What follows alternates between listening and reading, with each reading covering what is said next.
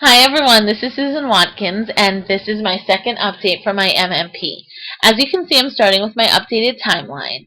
For my first activity, I had the introduction to multimodality, and I was using PowerPoint and Screencast. I was going to make a screencast using Screencast-O-Matic of my PowerPoint so I could present it at my professional development.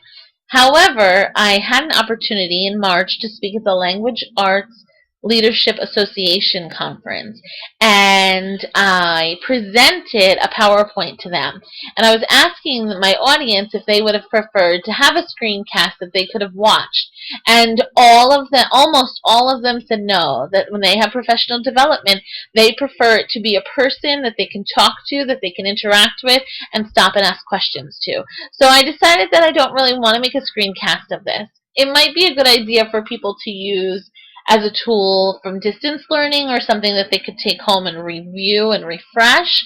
But for a first time of learning professional development, my audience really said that they would rather have someone speaking. So as you can see, I have finished this PowerPoint, and I have moved from using Google presentations to the actual PowerPoint that comes with Microsoft. I was not happy with the choices about how to make my PowerPoint presentation look good. After all those mini art school lessons that we've had through this class, I really wanted something that would pop, something that would have my personality, and I found this to be much more productive in the fact that I could design it the way I want.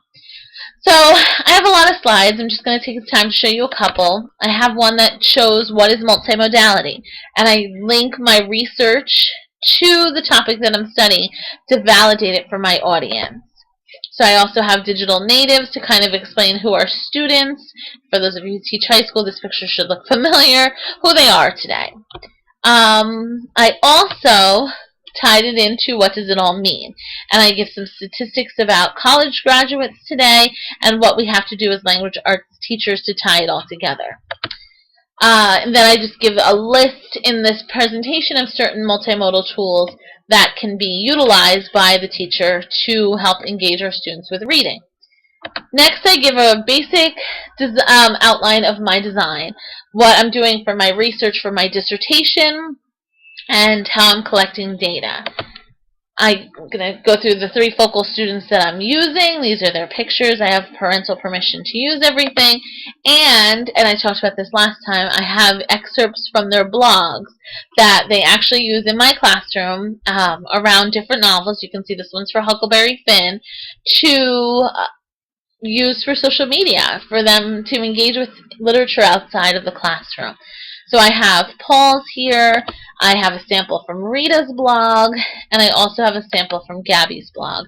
And one of the cool things about showing the 3 different blogs from the 3 different students is really that they have an opportunity to put themselves into their own blogs.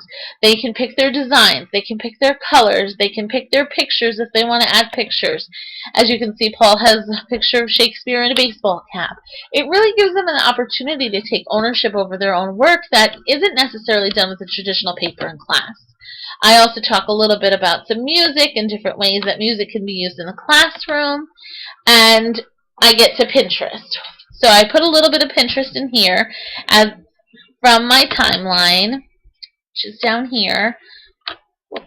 You can see that I have made a sample board for Daisy Buchanan from The Great Gatsby to show teachers how to use this in their classroom with novels.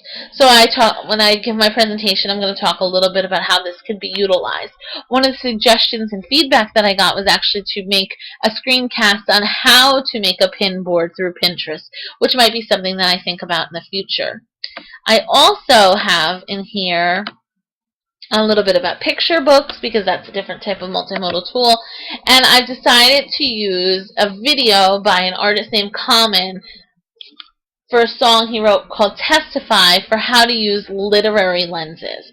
This is an advanced concept that some teachers really don't get to at the high school level when teaching about different lenses to read literature through.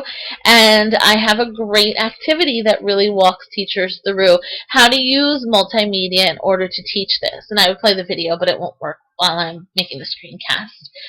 If you look back at my timeline, you can see I originally was going to use RDIO, and I switched to using the YouTube video for Comments Testify. And finally, I have my blog set up. So this is the blog that I have. I have the initial welcome message when I'm ready to use it with my teachers. I will have them respond, and each time that I want them to have a response, I'll put up a question for them and ask them to, or an article for them. As you can see here, I have a link to Prensky's article here, and ask them to respond in this blog. I also put up a sample survey that students can answer, that my colleagues can answer to let me know how they like this exercise, and it's anonymous. So that might just give me some good feedback as well. Overall, I think I'm doing really well. Again, any feedback would be appreciated, and I look forward to actually trying this out next year.